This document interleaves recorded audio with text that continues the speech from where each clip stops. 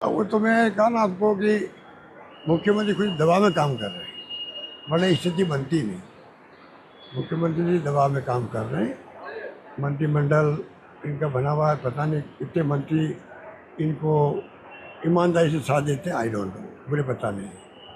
वो कब तक आप सरकार, भारत सरकार के सरकार जो वहाँ की है उनके आप सलाह ले लेके काम करते जाओगे, ये तो गलत बात है ना। ऐसा माहौल बन गया है, हर काम के लिए पूछना पड़ता दिल्ली से।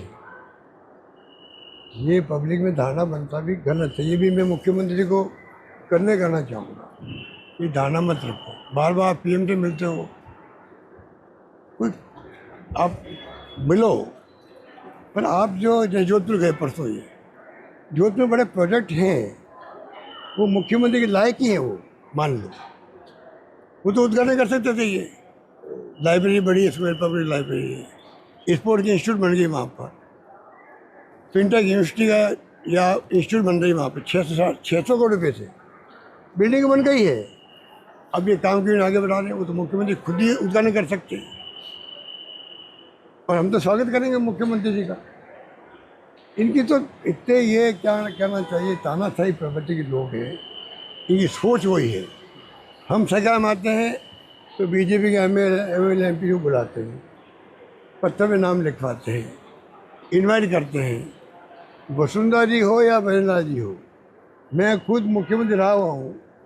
जोधपुर मेरी सदा काउंसिल में कोई काम किए होंगे इन्होंने, मुझे आज तक पूरा ही नहीं गया होगा। आप बताइए, इतना बड़ा सोच है कांग्रेस में और बीजेपी आरएसएस के अंदर, कोई जवाब दे सकते हैं लोग? मैं पूरा तो नहीं है। कमाल है भाई, अभी ही हो रहा है, अभी ही हो रहा है।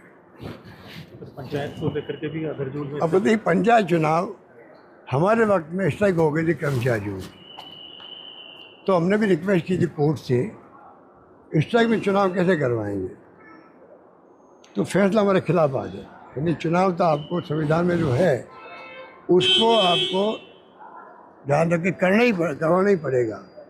हमें उस स्ट्राइक के अंदर आपस में और लोगों को ऑर्गेनाइज करके, जो चुनाव भाग में लेते उनको रिक्वेस्ट करके, सबको साथ लेके, और हमने चुनाव करवाया, हम कामयाब भी हो गए थे उसमें। ये बहानाबाजी कर रहे हैं। आज वो मेरे ख्याल से पत्रिका में आया, वो फ्रंट पेज पे न्यूज़ आई है, मिस्टर सिसोदिया कोई है, तो उसका ही वो आर्टिकल होगा, अंदाजे में मुझे याद है, वही होगा। इतना अच्छा विश्लेषण उसने किया है पूरे चुनाव का, कैसे इलेक्शन जो ये चुनाव करवाने वाले आयोग है, कैसे कोड ऑफ कंटेम्प्ट कोर्ट से बचने के लिए वो बाबा सरकार लिख रहा है। वो इसलिए भाई मैं बच जाऊँ कम से कम, सरकार पे आए। सरकार ही होती है, वो तो राइट लेफ्ट करती रहती है।